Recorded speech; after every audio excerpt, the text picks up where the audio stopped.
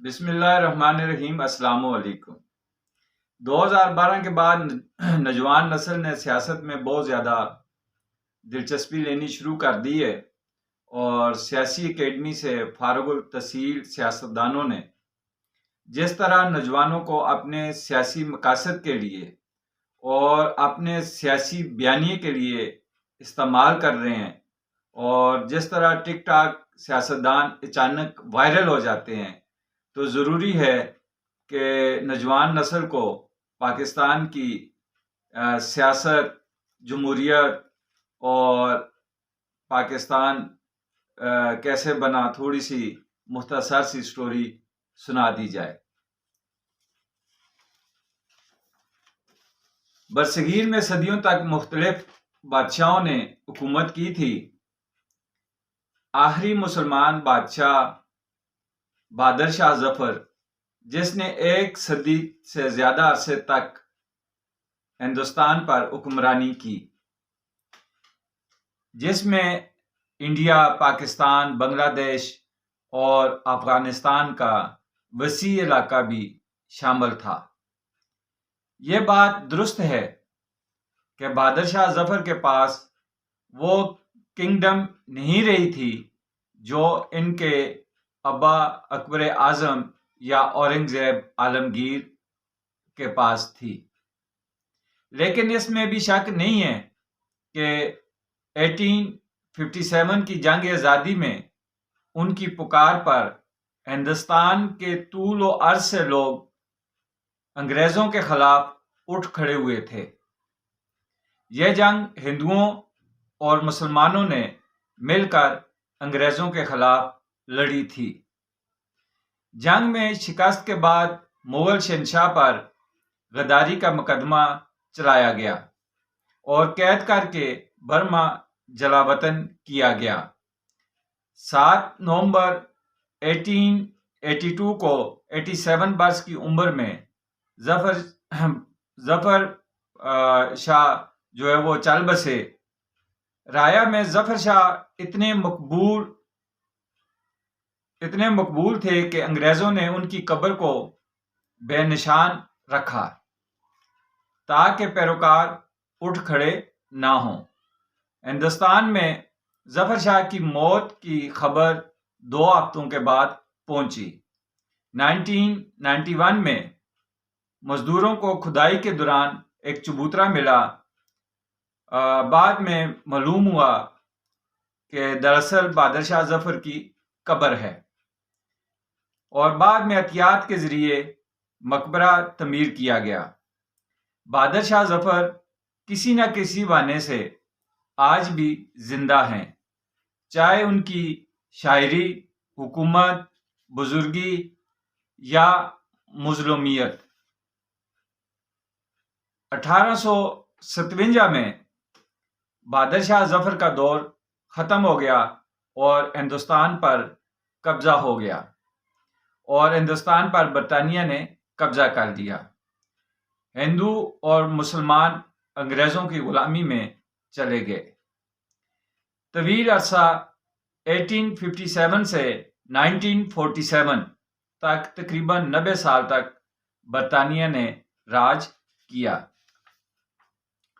برصغیر میں 2 قومیں آباد تھیں، ہندو اور مسلمان۔ دونوں قومیں کئی صدیوں تک بادشاہوں کے زیر سایہ رعایا کے طور پر رہی تھیں اور ذہنی طور پر غلام تھیں، کیونکہ کنگڈم میں رعایا کو ووٹ یا کسی بھی حق دہی یا مداخلت کا اختیار نہیں ہوتا، صرف حکم مانا جاتا ہے، اور نہ ہی بادشاہ کے چناؤ کا اختیار عوام کے پاس ہوتا ہے۔ دوسری جنگ عظیم کے بعد برطانیہ نے ہندوستان چھوڑنے کا فیصلہ کیا، اور الگ قومیں ہونے کی وجہ سے دونوں کی تہذیب ایک دوسرے سے مختلف تھیں۔ مسلمان ایک اللہ کی پیروی کرتے ہیں، ہندو بتوں کی پوجا کرتے ہیں۔ دونوں کا یکساں رہنا مشکل تھا۔ پہلا موقع تھا کہ عوام کو ووٹ کا حق ملا اور دو قومی نظریہ وجود میں آیا۔ مختصر 14 اگست 1947 کو اس نظریے کی بنیاد پر پاکستان وجود میں آیا۔ انگریز اور ہندو پاکستان کے حق میں نہ تھے، وہ سمجھتے تھے کہ صرف محض جیوگرافک تقسیم ہے۔ قائد اعظم نے پہلے انگریزوں اور پھر ہندوؤں سے آزادی دلوائی۔ پاکستان دنیا کے نقشے میں پہلا ملک ہے جو مذہب کے نام پر بنا، جس کی بنیاد لا الہ الا اللہ ہے۔ برصغیر کے مسلمان لا الہ الا اللہ کی تسبیح کے موتی بن گئے۔ ہندوستان سے ہجرت کے وقت لاکھوں عورتوں، مردوں، بچوں، بزرگوں نے جام شہادت نوش کیا۔ قائد اعظم پہلے گورنر جنرل بنے۔ 11 ستمبر 1948 تک اس عہدے پر فائز رہے۔ قائد اعظم کی وفات کے بعد 1956 میں آئین کی ترمیم کے بعد گورنر جنرل کا عہدہ ختم کر دیا اور اس کی جگہ صدر پاکستان نے لے لی۔ یاد رکھیں کہ جب قائد اعظم کی وفات ہوئی تھی تو اسکندر مرزا نے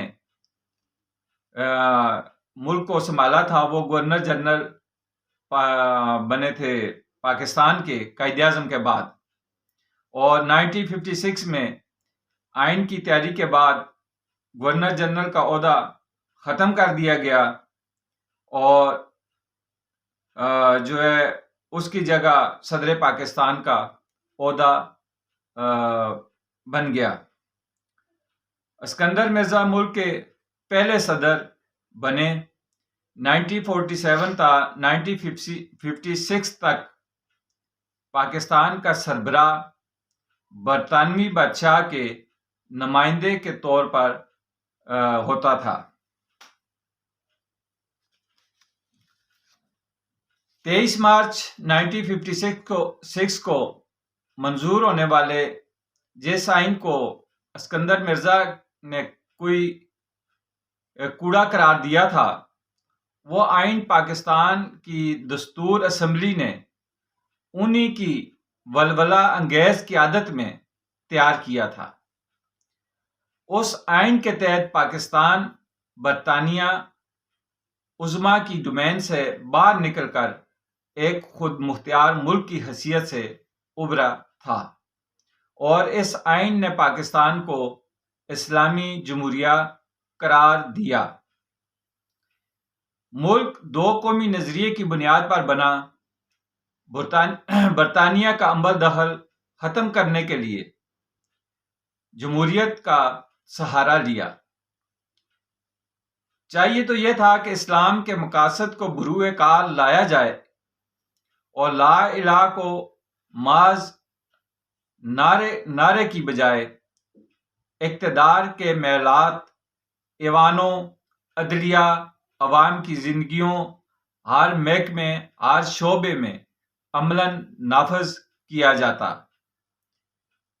جمہوریہ لکھنے کی بجائے جمہور کو عملاً نافذ کیا جاتا۔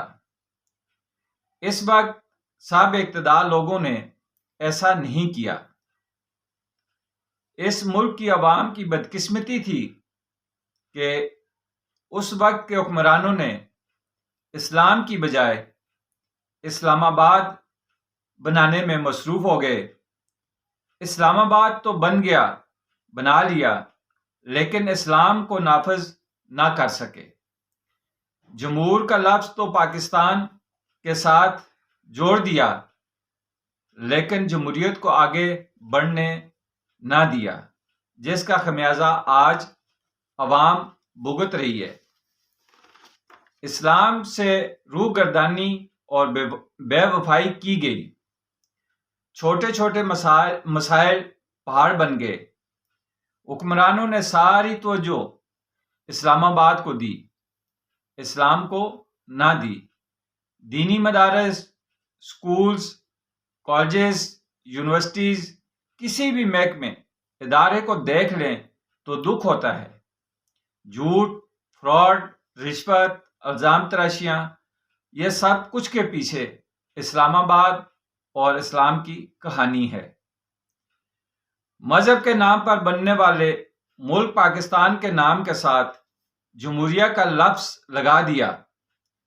جو حال اسلام کا کیا وہی جمہوریت کا حال ہے۔ سیاستدان سیاست کرنا چاہتے ہیں، جمہوریت نہیں چاہتے۔ اسٹیبلشمنٹ سیاسی حکومت بنانا پسند کرتی ہے لیکن جمہوری حکومت کو پسند نہیں کرتی، بلکہ جمہوریت کو دبانے اور کچلنے کے لیے 3 بار اس ملک میں مارشل لا لگ چکا ہے۔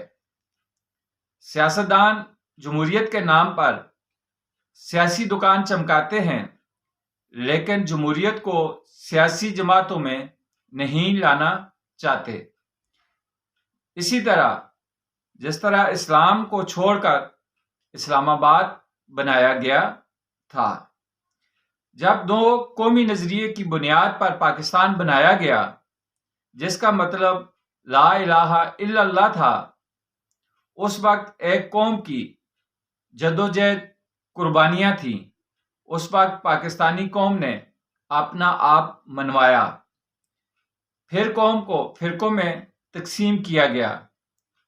اس وقت پاکستانی تقسیم کیا گیا، پھر سیاست کے نام پر تقسیم کیا گیا۔ اب پاکستان میں عوام ہے، قوم نہیں، سیاست ہے، جمہوریت نہیں، اسلام آباد ہے، اسلام نہیں۔ چینل کو سبسکرائب کریں، لائک کریں، شیئر کریں۔ بہت بہت مہربانی، شکریہ۔